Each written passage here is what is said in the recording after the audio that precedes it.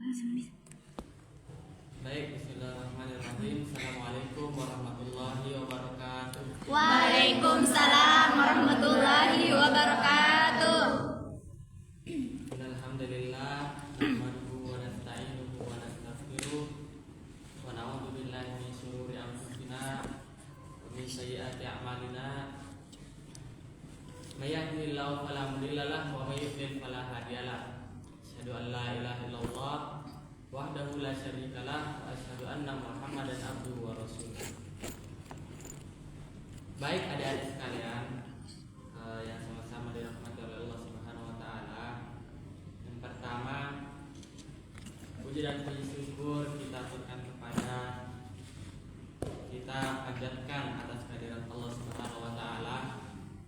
Henti-hentinya kita mengucapkan alhamdulillah, karena saat sekarang ini kita masih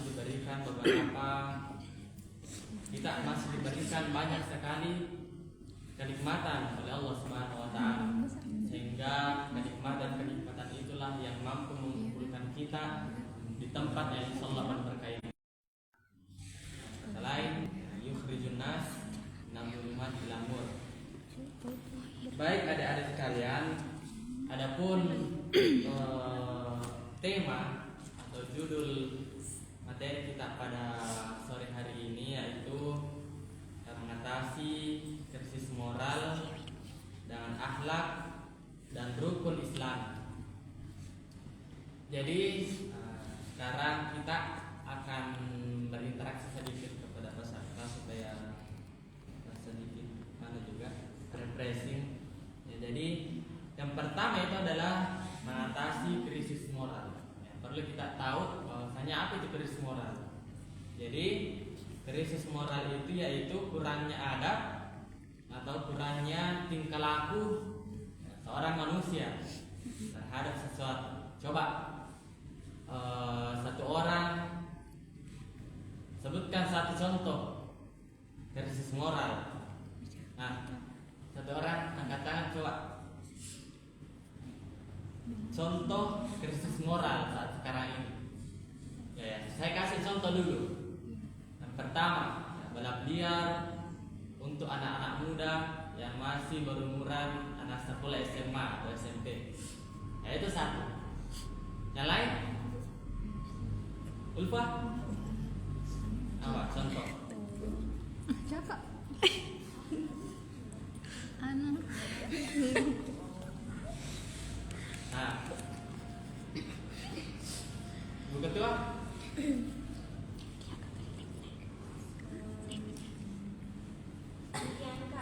Kurangnya lagi tabe-tabe di depan orang itu. Ya, itu dua. Ya, kurangnya kesopanan ya, tingkat kesopanan terhadap yang lebih tua. Ada yang lain? Anak-anak suka bicara. Ya, orang yang suka bicara kotor. Ya, itu semua teman-teman sekalian adalah ya, bentuk krisis moral. Jadi kurangnya adab atau kurangnya tingkah laku seseorang terhadap sesuatu. Ya, jadi bagaimana kemudian kita bisa bandingkan atau kita mengatasi krisis moral ini dengan akhlak dan rukun al-Islami. Jadi yang pertama itu adalah akhlak. Dalam kitab Al-Jami, teman-teman sekalian, Nabi SAW bersabda, hak seorang muslim atas muslim lain itu ada 6. Ada yang tahu? 1? Nah, menjenguk orang sakit ada 1. Ada yang lain? Menghadiri undangan. Ya, menghadiri undangan 2. Apa lagi? Menjawab salam. Ya, menjawab salam 3. Ada 6 itu? 5? Lupa. Oh. Ya, baik. Hak seorang muslim atas muslim lain itu ada 6. Hakul muslim ala muslim situn. Yang pertama adalah bidalah kita fasalim alaih. Apabila kita bertemu dengannya, kita jawab salam, kita beri salam terhadapnya. Itu 1. Kemudian yang kedua adalah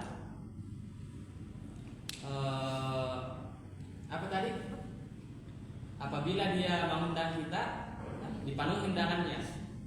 Kemudian yang ketiga adalah apabila dia bersin, mengucapkan alhamdulillah, kita jawab alhamdulillah.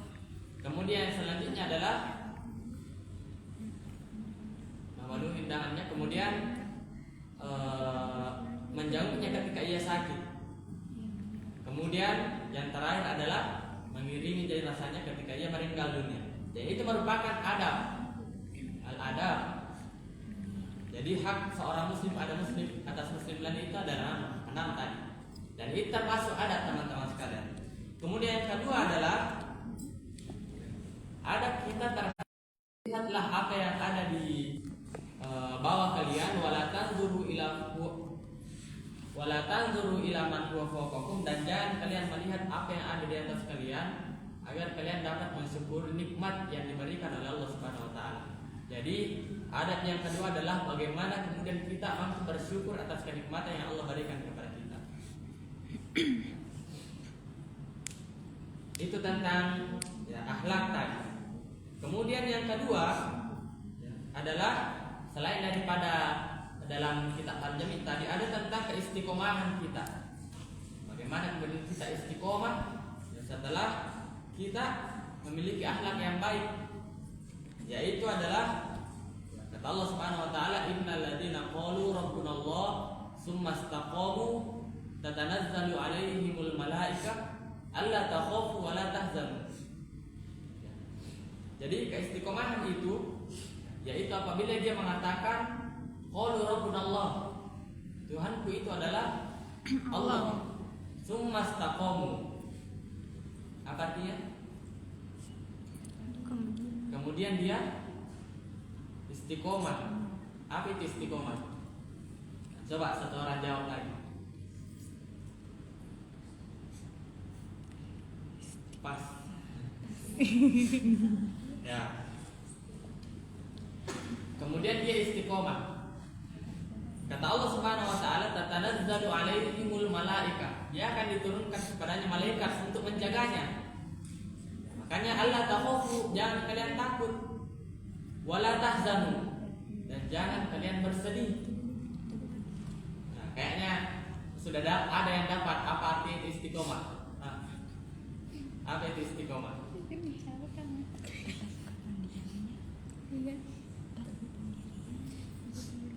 Teguh pendirian. Ya, teguh pendirian. Artinya teman-teman sekalian, dia tetap berada di jalan tersebut. Misalnya ada orang yang teguh dalam pendirian. Misalnya dia Islam, kemudian banyak pendeta yang ajak dia masuk Kristen, katanya Kristen baik-baik, tapi dia istiqomah. Istiqomah itu teguh dalam pendiriannya. Makanya kata Allah, Allah takhafu, jangan kalian takut, wala tahzanu, dan jangan kalian bersedih. Baik, kita press sedikit ya tentang materi kita pada sore hari ini, karena kayaknya banyak poin-poin yang perlu kita jelaskan. Sorry, saya tidak mencatat. Coba kita tolong dulu. Judulnya dulu. Apa sih? Siapa orang apa sih? Atasi krisis moral dan akhlak dan rukun Islam.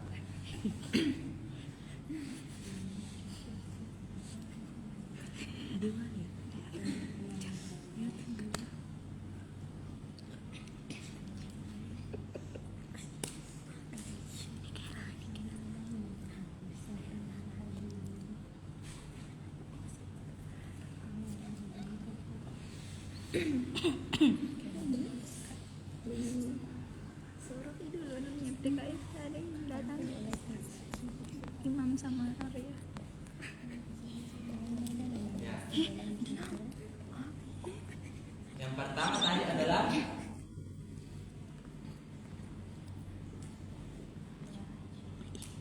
akhlak. Akhlak. Oh iya. Boleh. Coba ada yang bisa baca?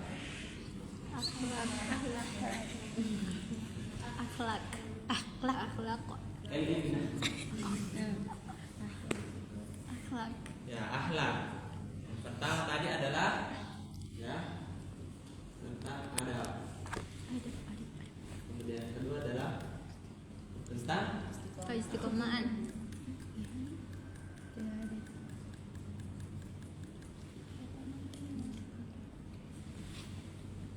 istiqomahnya. Ya. Kemudian yang selanjutnya adalah tentang kesabaran. Itu adalah merupakan ya, bentuk akhlak juga tentang kesabaran. Jadi kata Allah Subhanahu wa taala dalam Al-Qur'an, "Wala nabluwannakum bi syai'in minal khawfi wal ju' wa naqsin minal amwali wal anfusi was samarat wa basyiris sabirin." Dan kami pasti akan menguji kalian. Ya, tentunya kalau orang yang bersabar itu pasti diuji dulu. Misalnya saya kasih contoh, susah prakteknya, pasti temannya bilang sabar saja. Karena apa? Karena dalam praktek itu ada ujian. Susah toh? Atau gampang? Susah gampang. Gampang susah. Gampang. Prodi apa nih? Keperawatan, Kak. Nanti ketanya Kak Ibira. Banyakan susahnya. Jadi dalam kesusahan tersebut, ya, di dalamnya ada yang namanya ujian. Ya, dan di dalam ujian, kalau kita selipkan ada yang namanya kesabaran. Ya, bagaimana kemudian kita sabar terhadap ujian tersebut? Kata Allah, dan kami pasti akan menguji kalian. Wala nabluwannakum bi syai'in minal khawfi wal ju'. Nah, kalau dulu itu al-khawf wal ju' ketakutan dan kelaparan. Kalau saat sekarang ini di Palestina begitu, dilanda ketakutan dan kelaparan. Ya, wa naqsin minal amwal, kekurangan buah-buahan. Ya. Namun kata Allah, wa basyiris sabirin, dan sampaikanlah kabar gembira kepada orang-orang yang Sabar. bersabar. Siapa yang Allah maksud orang-orang yang bersabar? Nah, di ayat selanjutnya Allah berfirman, alladzina idza asabatkum musibah qalu inna lillahi Wa inna ilaihi raji'un. Yaitu apabila orang-orang yang ditimpa kesusahan dia berkata, Sesungguhnya lupa lanjut, sesungguhnya kami milik Allah Dan kepadanya lah kami kami kembali. Nah, jadi orang yang sadar dalam kesusahan, dalam ujian, berharap kembali kepada Allah. Kita kembali, misalnya kita saat sekarang ini kita sedang kehilangan sesuatu, kita kembali ke masjid, banyak-banyak berdoa, kita kembali kepada Allah Subhanahu wa taala. Dan kira-kira apa ganjarannya? Kalau kita bersabar, ditimpa ujian kemudian bersabar, ya, di ayat selanjutnya Allah berfirman, ya, ulaika alaihim shalawatun min rabbihim wa rahmah. Mereka itulah orang-orang yang akan mendapat, ya, ridho Allah Subhanahu wa taala. Kemudian mendapatkan rahmat dari Allah Subhanahu wa taala. Jadi itu yang ketiga, ada sekalian tentang sabar. Iya. Sabar.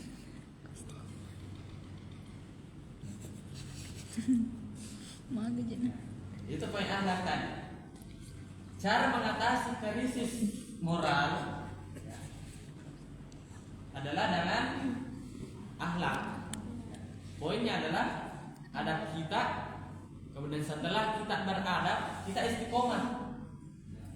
Istiqomah itu susah. Kalau kata orang itu istiqomah itu susah, yang gampang itu istirahat. Istirahat.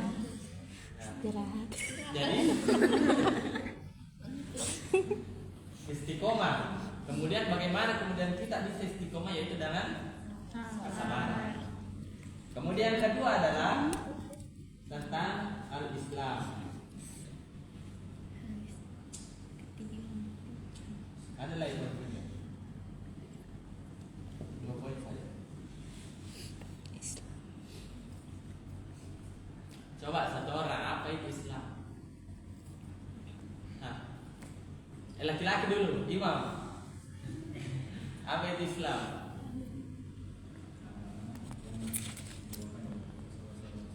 Oke, agama yang dibawakan oleh Rasulullah SAW. Tadi saya meresponnya karena kayaknya sudah kebal respon. Kalau yang selain dibawa Rasulullah SAW, kalau yang selain dibawa agama yang dibawa selain Rasulullah SAW, misalnya Nabi Musa, bawa ajaran apa? Agama apa?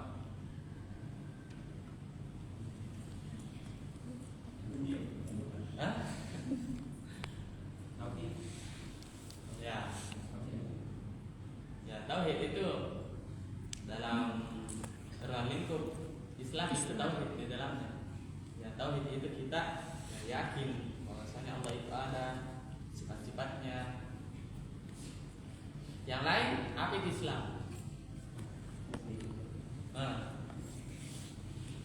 Islam adalah suatu agama yang dimana dibawakan oleh para Rasulullah, kemudian disempurnakan oleh Nabi Muhammad SAW. Oke, jawaban yang bagus. Tapi dari mana dapat Anda? Yes. Dari mana dapat itu? Nah, pada dulu Ya, terima kasih. Ada yang lain? Apa itu Islam? Coba meningkat sedikit di sini. Laki-laki merapat dulu supaya kita juga tidak tegang-tegang sekali dalam dua materi, karena saya rasa di sini satu letting jadi semua. Saya kelahiran 2003. Saya tidak tahu di antara kalian pasti 2004, 2005. Artinya kita tidak sudah jauh. Nah, apa itu Islam? Islam adalah berserah diri. Nah, berserah diri. Ada yang lain? Tunduk atau patuh. Yang lain? Ya. Jadi saya jelaskan adik-adik sekalian, dalam hadis ya, dalam hadis arba'in, hadis yang kedua, dijelaskan bahwasanya Islam itu adalah antasyhadu an la ilaha illallah wa anna muhammadar rasulullah wa iqamis shalah wa ita'iz zakah wa syahrul ramadan wa tahajjul bait an istata'a ilaihi sabila. Ada yang tahu artinya? Ada anak pesantren? Anak pesantren? Cika. Iya, Cica. Tetap artinya? Lupa. Berkata nih. Oh. Jadi Menyala bangku. tidak apa-apa, saya yang artikan karena saya sebagai pemateri. Yang pertama adalah antasyhadu an la al-Islam itu adalah antasyhadu an la ilaha illallah wa anna muhammadar rasulullah. Islam itu adalah mengucapkan apabila dia mengucapkan dua kalimat syahadat, asyhadu an la ilaha illallah wa anna muhammadar rasulullah. Kemudian yang kedua mendirikan sholat, karena tidak mungkin Kristen mendirikan sholat toh. Iya, Kak. Kemudian yang ketiga adalah Menunaikan zakat. menunaikan zakat, tidak apa-apa. Yang keempat Puasa di bulan Ramadan. Nah, kemudian terakhir Haji bagi yang mampu. mampu apa dulu? Fisik dompet. Mampu secara fisik,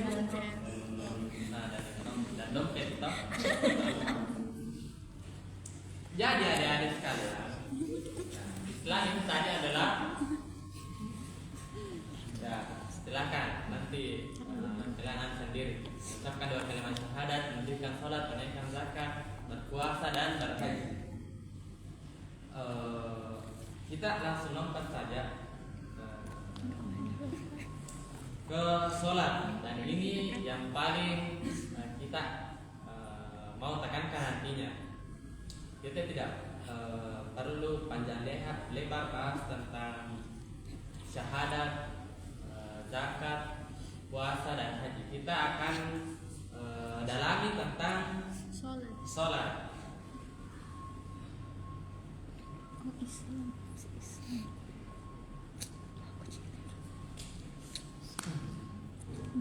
Jadi mengatasi krisis moral itu yang pertama adalah dengan Sholat.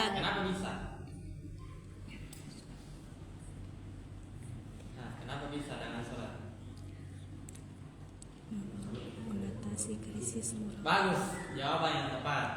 Ya, nanti dikasih hadiah. Hadiahnya terima kasih. Jadi sholat itu mencegah dari perbuatan keji dan munkar. Garis moral perbuatan keji dan munkar, benar? Benar. Sholat mencegah dari perbuatan keji dan munkar, benar? Benar. Saya bilang benar, angkat tangan. Angkat tangan yang bilang benar.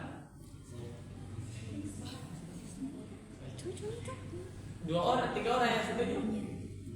Coba angkat tangan yang setuju bahwasanya sholat itu mencegah dari perbuatan keji dan munkar. Angkat tangan yang setuju.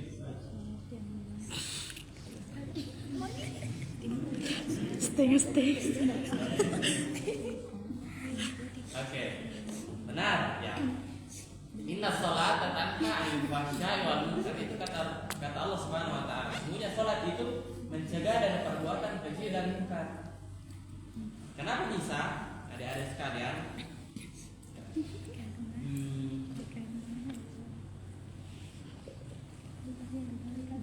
Tapi kenapa kira-kira ada orang yang sudah melaksanakan sholat, ya, tapi dia masih melakukan perbuatan keji dan munkar?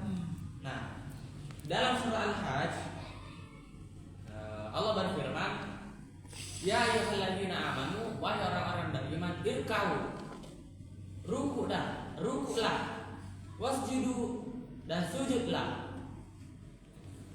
Dan di akhir ayat Allah mengatakan, ya, ruku dan sujud itu termasuk, ya, Allah berfirman, ya ayyuhalladzina amanu, wahai orang-orang beriman, irka'u wasjudu, rukuklah dan sujudlah. Dan di akhir ayat Allah berfirman, la'allakum tuflihun, agar kalian, ya, mendapatkan keberuntungan. Jadi saya mau bertanya, apakah ruku dan sujud termasuk mendirikan sholat? Ya, apakah ruku dan sujud yang dimaksud dalam surah Al-Hajj ini termasuk mendirikan sholat? Ya, tadi kata Allah, ya ayyuhalladzina amanu, wahai orang-orang beriman, rukuklah dan sujudlah agar kalian mendapatkan keberuntungan.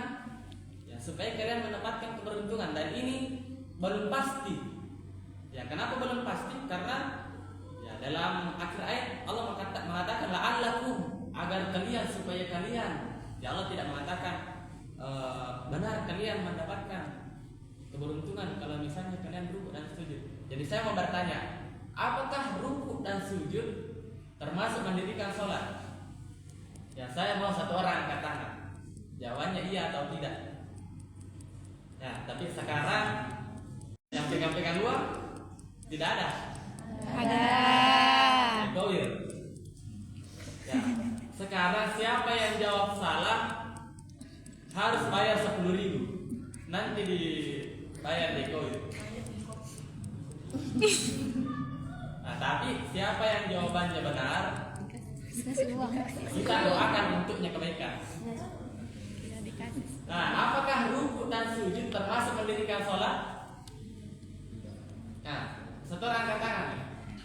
Nah, iya atau tidak? Tidak apa-apa salah, tidak apa-apa salah.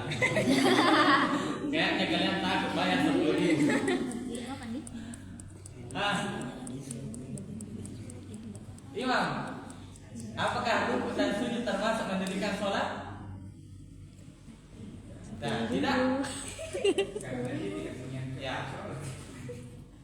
Imam mengatakan tidak. Siapa yang setuju dalam pernyataannya Imam? Angkat tangan. 20. Ya Allah. Cuma 3 orang yang setuju. 30.000. Yang tidak setuju. Yang tidak setuju. Angkat tangan yang tidak setuju. Ya, Ibu Ketua tidak setuju. Yang lain netral. Masalah kalian pakai. Ya. Baik adik-adik sekalian. Ya. Imam tadi mengatakan tidak. Iya, benar? Apakah rukuk dan sujud termasuk mendirikan salat? Iya. Benar ya? Tidak.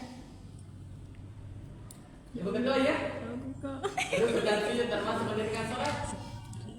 Ya. Kita sekarang punya dua pendapat. Di sana mengatakan tidak, Jadi dulu sini emang di sini mengatakan iya.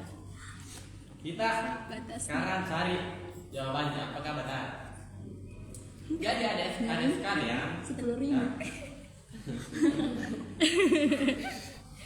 Allah mengatakan dalam Al-Quran, ya ayyuhalladzina amanu, wahai orang-orang yang beriman, irka'u, rukuklah dan sujudlah agar kalian mendapatkan keberuntungan.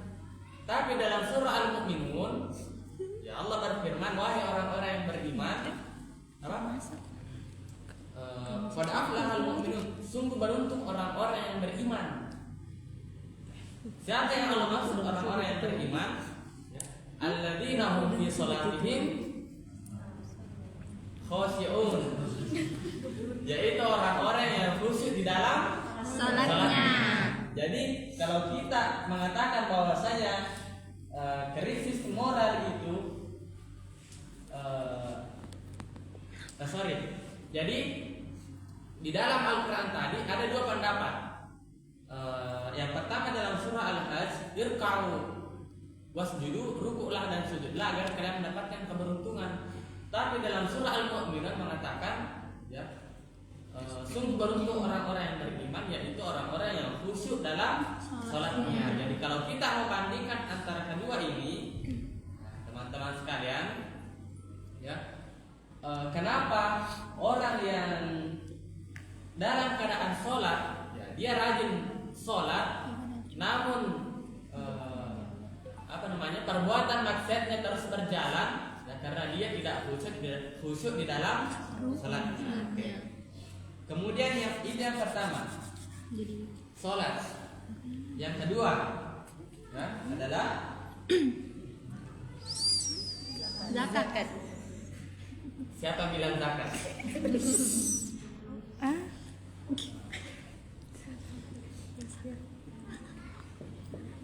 Zikir. Yang kedua adalah zikir. Ini terbagi lagi sebenarnya. Tulis dulu. Di sini. Istighfar. Masuk. Tidak beda jauh.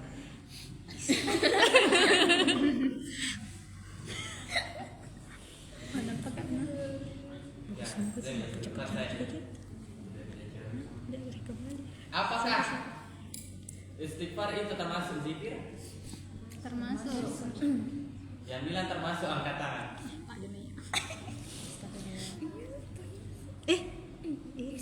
Ya nanti kayaknya ini banyak-banyak pemasukan.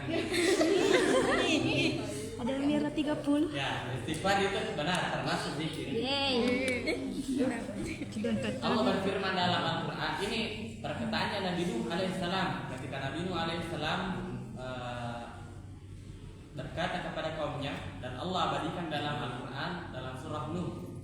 Allah berfirman, "Faqul tustaghfiru rabbakum", beristighfarlah kalian kepada Tuhan kalian, meminta ampunlah kalian kepada Tuhan kalian, innahu kana ghaffar, sesungguhnya Tuhan kalian itu maha pengampun. Jadi salah satu nabi yang kaumnya itu banyak membangkang adalah Nabi Nuh. Ya, Nabi Nuh. Jadi nanti kita doakan imam supaya semua cepat-cepat selesai tamat dan mendapatkan akhir tidak sempurna. Amin. Ya. Nabi Nuh alaihissalam termasuk nabi yang kaumnya itu banyak membangkang. Makanya Nabi Nuh itu menyuruh atau memerintahkan kaumnya untuk banyak-banyak Istighfar. Bahkan Allah abadikan dalam Al-Quran, "Faqultu astaghfiru rabbakum innahu kana ghaffara yursilis samaa'a 'alaikum midrara wa yumdidukum bi amwali wa banina wa ja'alakum anharis wa ja'alakum anhara."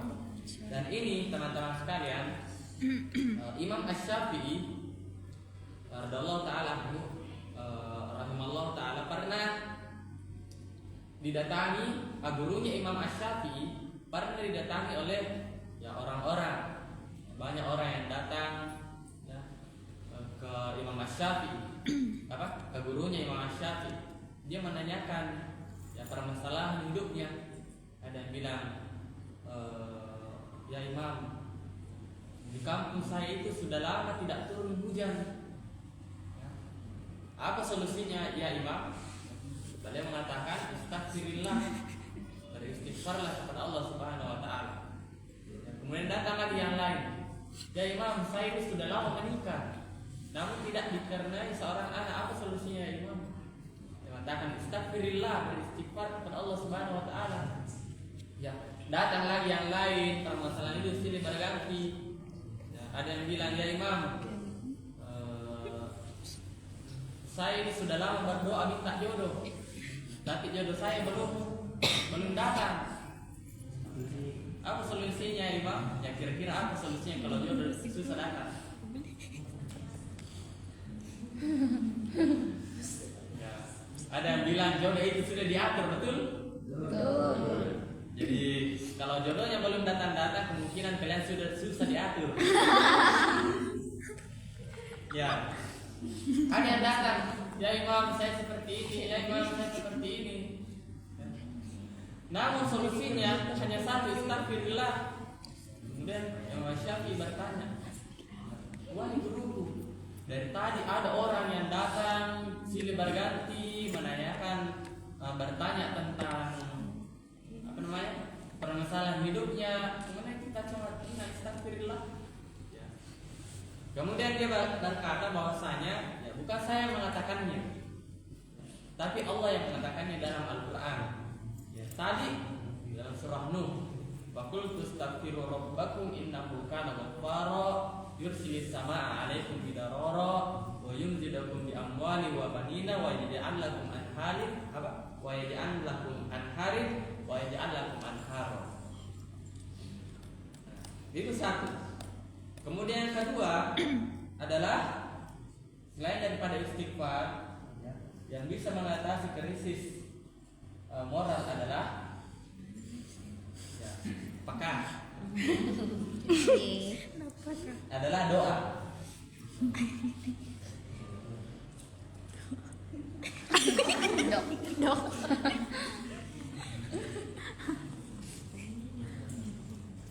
Ya, doa. Kasih koma di situ. Dengan doa. Doa. Toh? Kenapa bisa? Kira-kira kalau misalnya banyak ada di antara kalian yang tahu begila ya, sedang dalam keadaan seperti itu, misalnya suka mabuk-mabukan atau suka balap-balapan, orang tuanya kalian doanya apa kira-kira? Kira-kira dia bilang, hai, semua cepat meninggal sekalian dah. Gak banyak berkurus. Kira-kira begitu atau tidak? Tidak. Tapi doanya orang tua adalah Yang baik-baik. ya, yang baik-baik, pasti yang baik-baik. Karena tidak ada orang tua yang ingin mendoakan dari keburukan. Semuanya mau yang baik-baik. Ya, untuk apa misalnya kita dibesarkan seperti ini? Kemudian ujung-ujungnya mau jadi doakan yang buruk-buruk, yang tidak mungkin. Dan salah satu teman-teman sekalian, ya amalan yang apabila orang ketika meninggal dunia, ketika dia meninggal dunia, semua amalannya itu terputus. Sholatnya sudah tidak dinilai lagi. Kemudian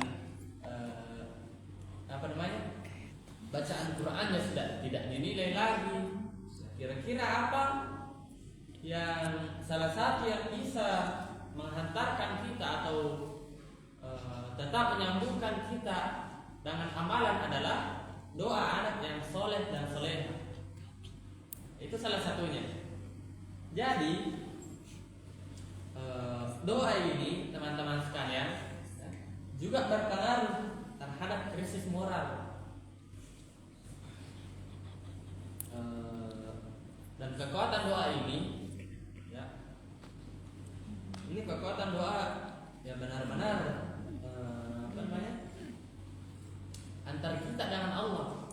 Kalau kita misalnya berdoa, kemudian Allah kabulkan doa tersebut, ya, apalagi kalau misalnya doanya orang terzalimi, kemudian berdoa yang buruk-buruk, itu itu kemungkinan besar tak kabur. Ya. Kemungkinan besar. Dan ini teman-teman sekalian, makanya orang-orang yang berdoa itu ya, dia tidak dianjurkan untuk berdoa yang buru-buru.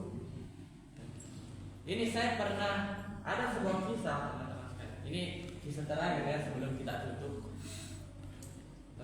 Seorang tabi'in yang bernama Abu Mihjan At-Taqafi. Abu Mihjan ini dia adalah seorang tabi'in. Jadi di setiap malam ya, di belakang masjid dia selalu duduk ya, mengulang-ulang bacaan salatnya, mengulang-ulang bacaan Al-Qur'annya, mengulang-ulang pelajarannya dia dapatkan ya. Dan ini kebiasaannya para ulama. Bahkan dalam biografi mereka ada yang sholat subuh dengan wudhu sholat isya. Apa maksudnya? Jadi dia tidak tidur di malam hari karena salah satu yang bisa membatalkan wudhu adalah tidur. Tapi Abu Mihjan ini dalam biografi dia sholat subuh dengan wudhu sholat isya karena belajar. Mungkin banyak yang heran, kira-kira adakah orang yang begitu malam hari tidak tidur setiap malam untuk belajar? Kira-kira ada? Ada. Siapa? Mas buat basket. Mungkin mau ikut. Tidak heran? Tidak. Tidak. Kenapa? Sudah Tidak biasa. tidur. Hah? Tidak tidur. Tidak tidur. Kalau lupa tidur? Tidur tidak. Ya. Jangan heran teman-teman sekalian. Apa ya contohnya? Ada yang punya game?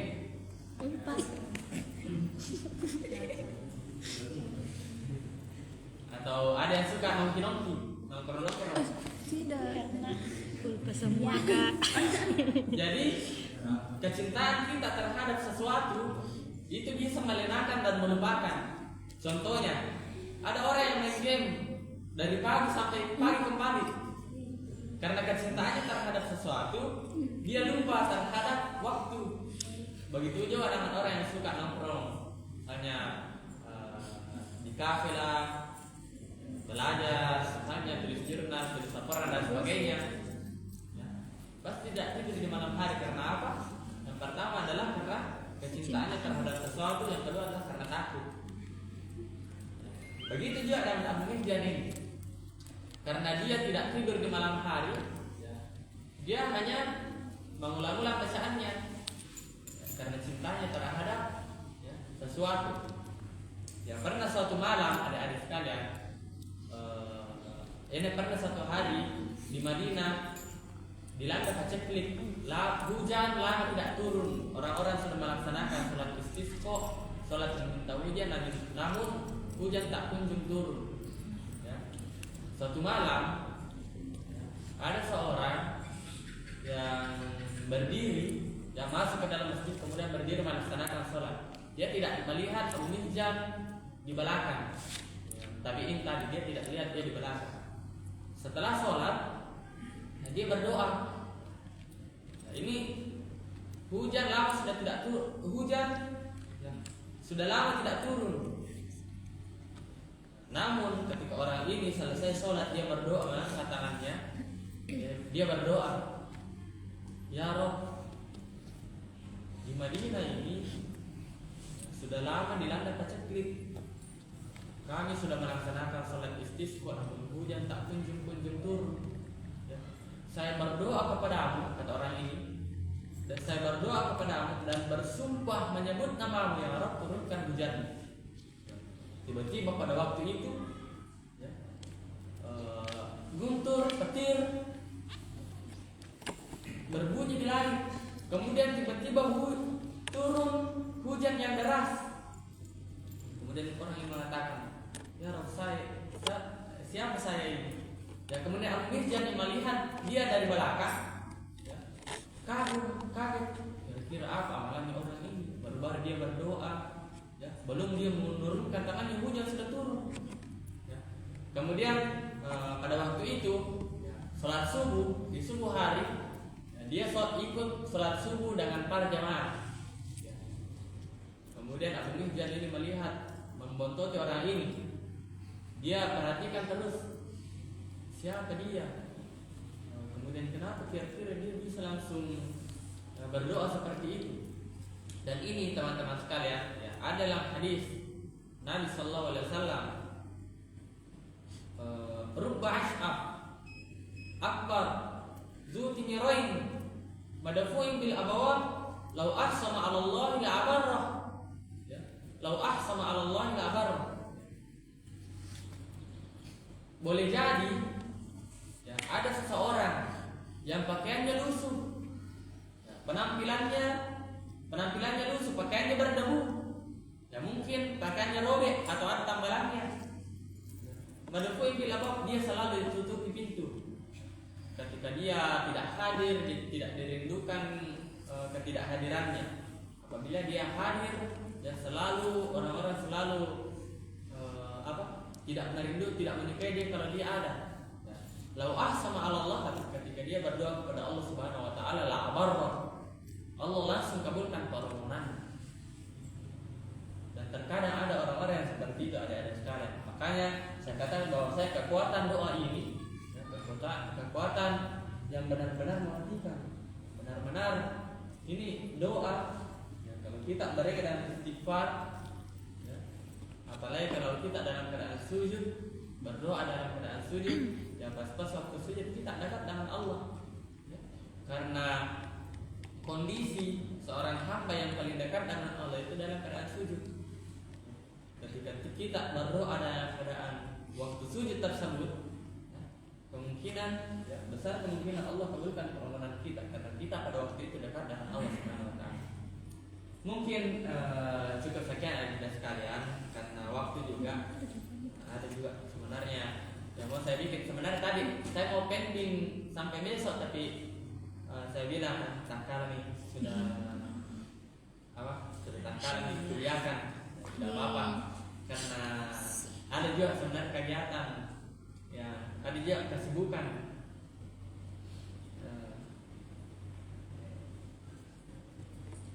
Mungkin cukup sekian, adinda sekalian. Nanti ini bisa dipoto kemudian kita pelajari. Foto. Saya harap setelah ini jangan materi cuma datang saja. Saya harap materinya bisa kita pahami juga dengan baik. Dan ucapan billahi taufiq haq wa subhanallahi alhamdulillahirabbil alamin. Wassalamualaikum warahmatullahi wabarakatuh. Waalaikumsalam warahmatullahi wabarakatuh. Baik, itulah materi yang sangat bagus dan sangat mudah dipahami. Baik, dan teman-teman sekalian, ada yang ingin bertanya atau mendiskusikan? Nah, silakan boleh kalau ada yang mau bertanya. Saya lupa tadi bilang ada boleh saya jawab. Nah.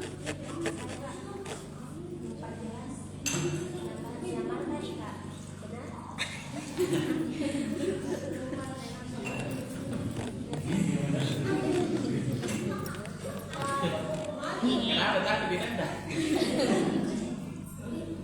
Jadi teman-teman sekalian, rukuk dan sujud itu apakah dia termasuk dalam keadaan apa?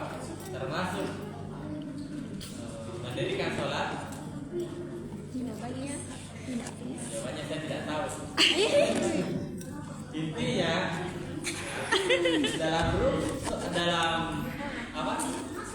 Amalan tersebut saya lupa tentang materi apa.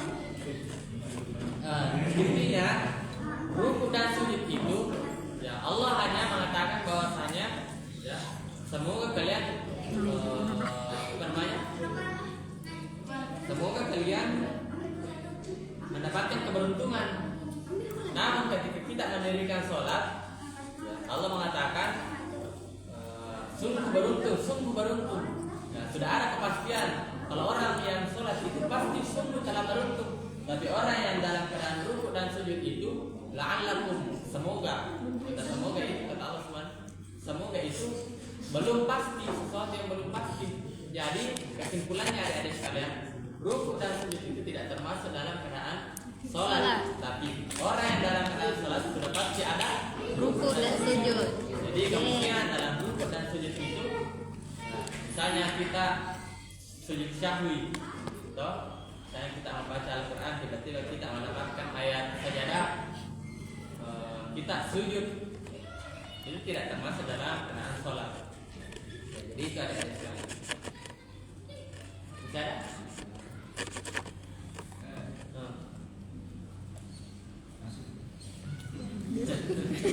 Iya. Sedikit kita pendapat ya, karena kita bahas tentang Kristus moral, jadi ini saya bisa permasalahan. Jadi kemarin itu saya baca berita tentang kasus pelecehan di pesantren. Itu kan bentuk krisis moral paling parah. Terus saya yakin bahwa ketika kita bicara tentang keindahan moral itu pasti bisa digambarkan oleh Islam itu sendiri. Pertanyaan saya, bagaimana ceritanya ini orang di pesantren, orang yang paling paham agama Islam seharusnya, yang paling kuat sholatnya, paling kuat zikir dan istighfar, bahkan doa-doanya, itu bisa melakukan Hal yang setuju. pelecehan seperti bahkan dilakukan oleh tinggi-tinggi di pesantrennya. Sebenarnya apa yang mereka tidak tahu tuh? Coba ada yang bisa jawab? Ya. Baiklah, saya menjawab pertanyaan. Ya, silakan jawab. Berbicara dari krisis moral, orang yang sudah krisis dengan moral itu bisa ada beberapa faktor yang menyebabkannya. Yang pertama adalah imam, yang kedua adalah hawa nafsu. Nah, jadi mengapa yang tadi pesantren mungkin hawa nafsunya itu tinggi. Mungkin disebabkan oleh hawa nafsu. Hawa nafsu tidak bisa tidak bisa ditekan, tapi bisa. Ya. Coba ada pendapat lagi yang lain. Ada di sini dalam materiku ada jawabannya. Saya Oh ya. Kayaknya saya heran dia bertanya dia menjawab. bukan menjawab Oh, iya. saya sendiri, saya ingin dibilang pertanyaan jawabannya. Iya, iya. Baik. Ya, saya setuju saya karena kan nafsu itu dinamis ya, saya kan tidak. Tapi kan pertanyaan saya adalah pelakunya ini dari pesantren, orang yang pasti sholat, orang yang pasti zikir, orang yang pasti istighfar. Dan seperti jawaban dari kakak Anda pemateri tadi, bahkan dijawab oleh beliau ini bahwa sholat itu sebenarnya menjauhkan kita dari mungkar. Ya. Bagaimana orang yang menjalankan sholat mau bisa kepikiran untuk melakukan kejadian seperti itu? Ya kan ini bukan pesantren. Ya. Ya, saya sudah tangkap sebenarnya. Coba ada yang bisa jawab?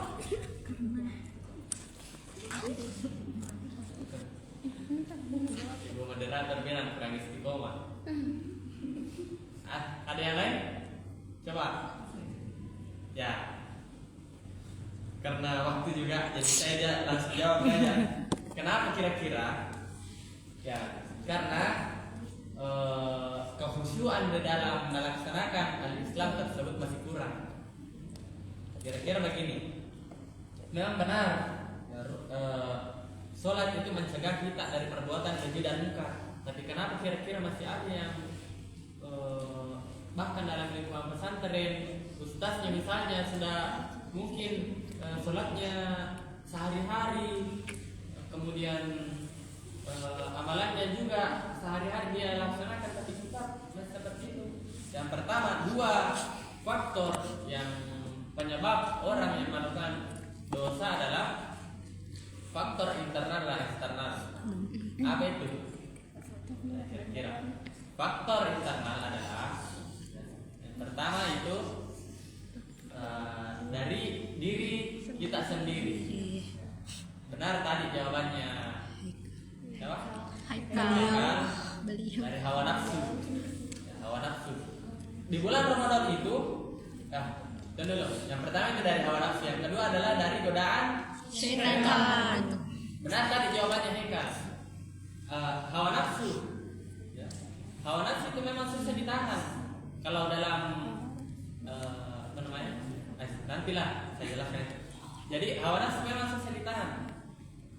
Kalau dalam bulan Ramadan itu ya syaitan dibelenggu. Jadi sisa satu yang dilawan, jadi sisa hawa nafsu.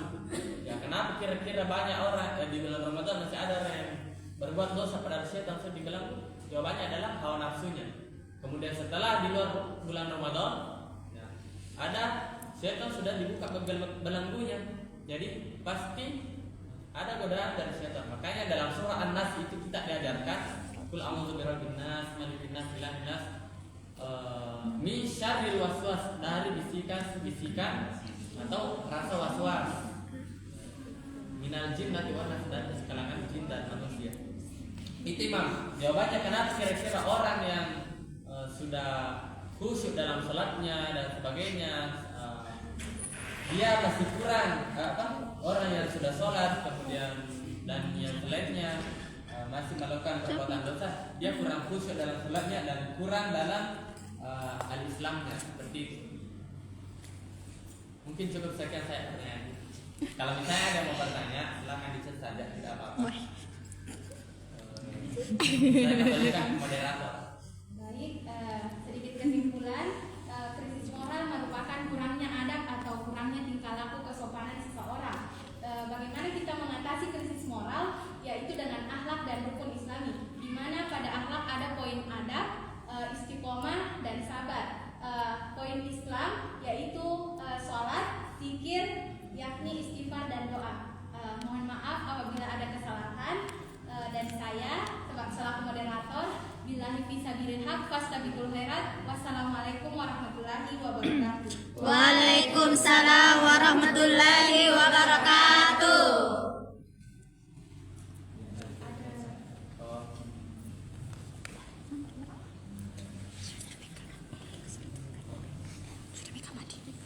Sudah nih. Berdirikan dulu. Atau salto.